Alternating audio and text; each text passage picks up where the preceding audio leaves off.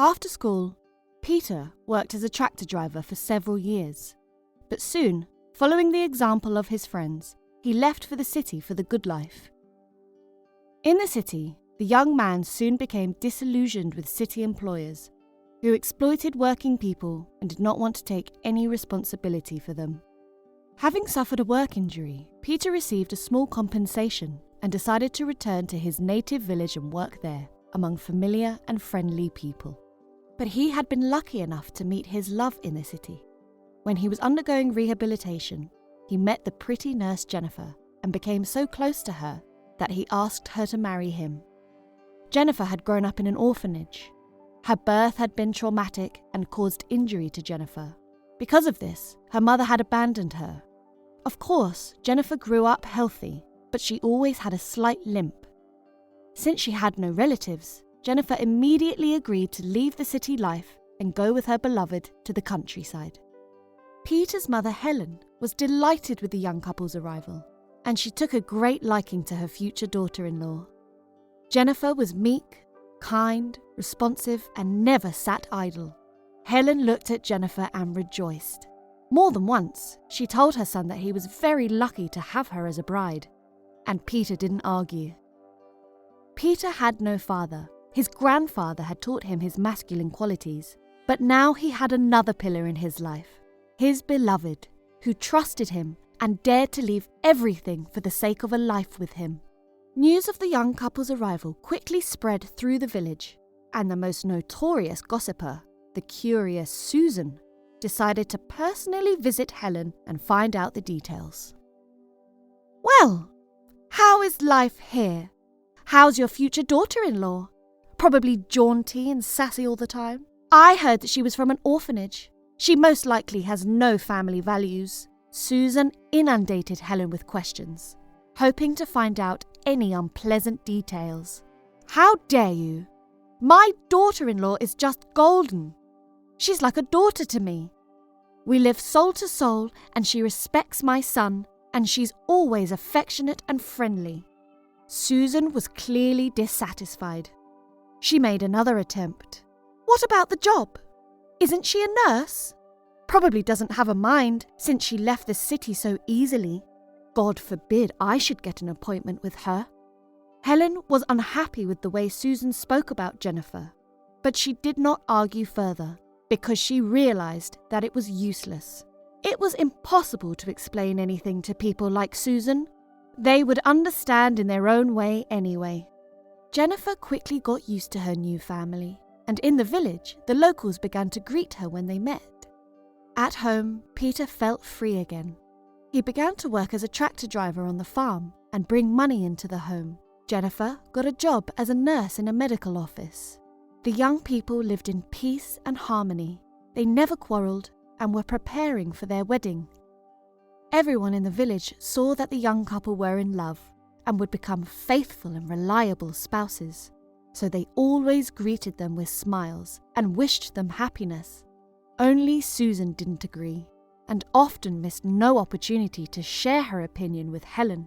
She sneered at Jennifer and her appearance, and wondered how such a handsome man as Peter had chosen such a wretched girl. Helen was amazed at how cruel and unpleasant Susan was.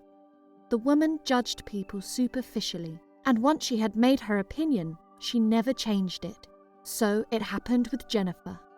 The young nurse helped Susan during her illness with heavy bronchitis, and in return, she never heard a word of gratitude. One day, during her lunch break, Jennifer saw thick smoke billowing from a house nearby. The fire was spreading fast and was rapidly destroying all the property the tenants had accumulated. Jennifer was among the first to be near the house. No one called for help, but Jennifer, sensing something, made up her mind. She threw a piece of wet cloth over her head and rushed into the burning house. The people standing around tried to extinguish the flames with their own strength, waiting for the firemen to arrive, and when they saw Jennifer run into the house, they realized that she was unlikely to come out of there alive. To their astonishment, the young woman soon jumped out of the house in flames, holding a 6-year-old boy close to her chest. When Jennifer and the boy went outside, people were in shock, some crying for joy, some applauding. Fortunately, neither Jennifer nor the boy were hurt, but he was very frightened. As it turned out later, little Tom was left home alone and asleep at lunchtime while his grandfather worked on the farm. His grandmother had decided to go grocery shopping quickly at a nearby store. When she saw the smoke, she immediately rushed back, praying she would make it in time. The incident was printed in the local newspaper, with Jennifer's picture on the front page, and she became a local heroine. After a couple of days, Jennifer decided to visit Tom, who was now living with his grandparents in temporary housing allocated by the local officials. Of course, it wasn't easy for them to start again in their old age, but it didn't matter. The main thing was that everyone was alive. Tom's relatives were happy to see Jennifer. They were ready to see their saviour every day, and the young woman grew attached to these people and quickly established a warm relationship with them. One day, sitting at their table and drinking tea, she shared a story from her past that had influenced her decision to enter the blazing house without delay or fear. Jennifer said that as a child, when the entire region was once engulfed by a terrible drought, she herself had been a victim of fire. The orphanage where she lived was not far from the forest. On one dry, hot day, the thicket caught fire, and through the dry grass the fire quickly reached the nearby buildings. The house where the children lived caught fire so quickly that no one even noticed in time. There was screaming and panic everywhere. The teachers themselves were confused and could not calm the children and persuade them to leave the building quietly. They were simply grabbing them and carrying them outside one by one. But there were many children, and the adults could not cope by themselves. Fortunately, a stranger rushed into the fire and began carrying 2 or 3 children at a time. Jennifer was among them. She could hardly remember what her saviour looked like now. She only remembered that he was young, in his 20s, and his name was Tony. When the man carried Jennifer out, he gave her his cross on a chain and said that it had always helped him and that it would definitely help her too. Jennifer did not know then how to react and did not have time to find words of gratitude for this man. She never saw him again. She heard from the firemen who arrived on the scene afterwards that the young man had swallowed too much carbon monoxide and had not survived. Jennifer could not have imagined a worse death, and all her life she had carried in her heart gratitude for the man's salvation and regretted that out of fright she had not been able to say a kind word, or at least hug him. Tom's grandmother, touched by Jennifer's story, sat down close and hugged her.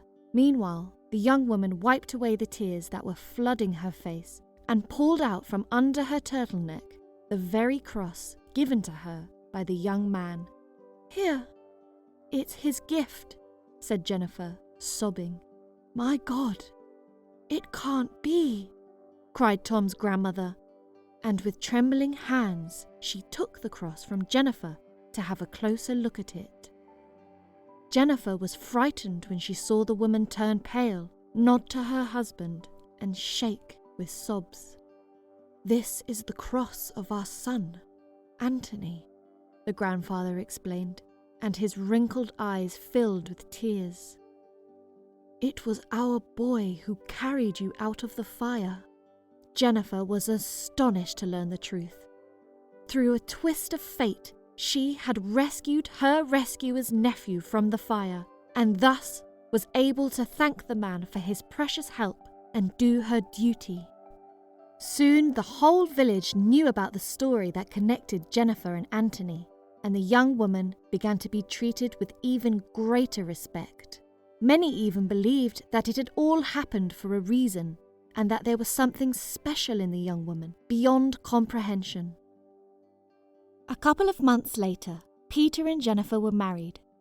All of Anthony's relatives were invited to the wedding because now they considered each other to be kindred people. But Susan was not invited to the wedding, and when she found out about it, she rushed immediately to Helen to shame her. "What do you want?" Helen asked the spiteful woman. "What? Shame on you!